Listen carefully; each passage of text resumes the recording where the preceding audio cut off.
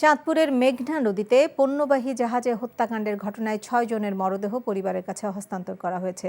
শহরের স্বর্ণখোলা রোডে মর্গ থেকে এক এক করে মরদেহ নিয়ে যান পরিবারের সদস্যরা। এ সময় স্বজনদের আহাজারিতে ভারী হয়ে ওঠে সেখানকার পরিবেশ। হত্যাকাণ্ডে জড়িতদের দ্রুত আইনের আওতায় আনার দাবি স্বজনদের।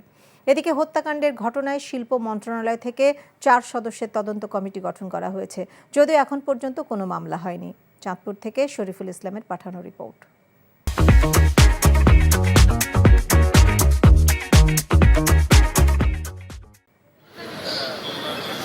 ময়নাতদন্ত শেষে ৬ জনের মরদেহ পরিবারের কাছে হস্তান্তর করে জেলা প্রশাসন। নিহতদের মধ্যে ২ জনের বাড়ি ফরিদপুর, ২ জনের নড়াইল এবং ২ জনের মাগুরায়। রানা নামের একজনের স্বজন না আসায় তার মরদেহ হস্তান্তর করা হয়নি। এ সময় স্বজনদের আহাজারিতে ভারী হয়ে ওঠে সেখানকার পরিবেশ। নিহতদের গ্রামের বাড়িতেও চলছে শোকের মাতম। এরকম ঘটনা শুনিনি বা দেখিও নেই যে এতগুলো লোক একসঙ্গে ডাকাতি করবে, তারা মাল জিনিস নেবে। এখানে কারোর একটা মোবাইলও নেই। এটা একটি পূর্ব পরিকল্পিত হত্যাকাণ্ড।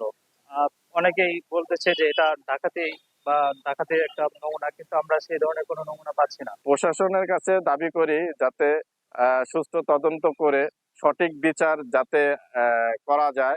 জেলা প্রশাসনের পক্ষ থেকে নিহত পরিবারের কাছে ২০,০০০ টাকার চেক ও নৌ পুলিশের পক্ষ থেকে নগদ ১০,০০০ টাকা প্রদান করা হয়। দ্রুত মামলা ও জড়িতদের বিরুদ্ধে ব্যবস্থা নেয়ার কথা জানায় স্থানীয় প্রশাসন। এটা পূর্ব পরিকল্পিত এবং এটি একটি হত্যাকাণ্ড এবং বিভৎস হত্যাকাণ্ড। যারা ভিকটিম আছেন তাদের মধ্যে থেকে বেশ কয়েকজনই বাদী হতে চাচ্ছেন। তাদের যে কোনো একজনের সাথে কথা বলে আমরা ভিকটিমদের আত্মীয় স্বজনের মধ্যে থেকে একজনকে বাদী করব। তদন্তকারী সংস্থাগুলো আলাদা তদন্ত করবে, কিন্তু এছাড়াও আমরা বিজ্ঞ অতিরিক্ত জেলা ম্যাজিস্ট্রেট, আমাদের নৌ পুলিশের একজন অতিরিক্ত পুলিশ সুপার, আমাদের বাংলাদেশ পুলিশের একজন অতিরিক্ত পুলিশ সুপার এবং কোস্টগার্ডের স্টেশন কমান্ডারকে দিয়ে আমরা একটা তদন্ত কমিটি গঠন করেছি এবং সেইটা ১০ দিনের মধ্যে তারা এই তদন্ত প্রতিবেদন আমাদেরকে দিবে যে এই ঘটনাটা কেন ঘটেছিল আর কি। এদিকে হত্যাকাণ্ডে জড়িতদের বিচার দাবিতে লঞ্চঘাট এলাকায় বিক্ষোভ করেছে নৌযান পরিবহন শ্রমিকরা। ৩ দিনের মধ্যে জড়িতদের গ্রেপ্তার করা না হলে কর্মবিরতির হুঁশিয়ারি দিয়েছেন তারা।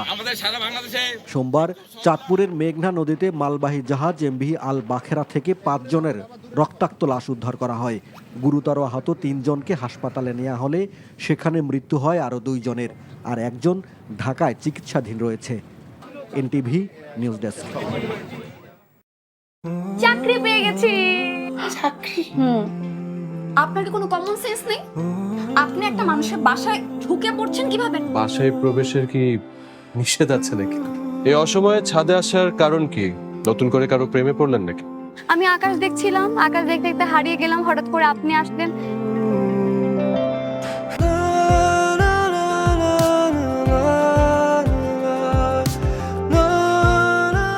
তুমি এখানে কেন?